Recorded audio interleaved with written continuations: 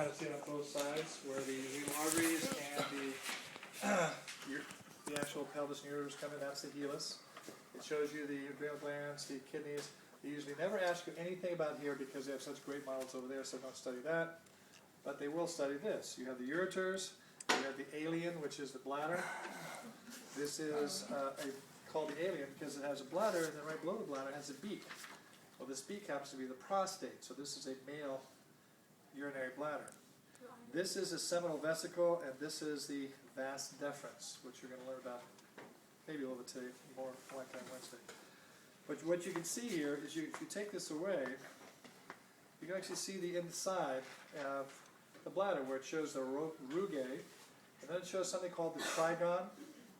And we study, I think study the trigon. The opening of the urethra and the two ureters make a triangle.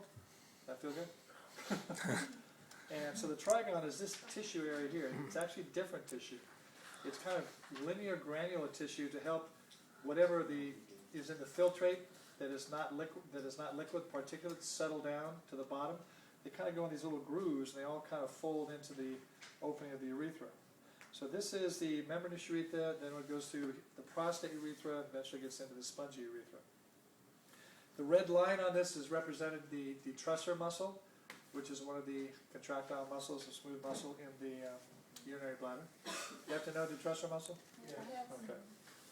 So that's about all this model shows. So be aware that this is a male model. This is the prostate, which makes that the prostatic urethra, rugae, detrusor, the trigon you can see in there. So there in front. Okay. And the urethra structure, seminal vesicle, as well as the vas deferens or the ductus deferens for the reproductive system. They sometimes will throw this in. They might ask you, like, what is this? And you'll say, inferior vena cava? Inferior vena cava, right? Karina? Okay. And Karina, you'd say this is the descending of what's the part of that?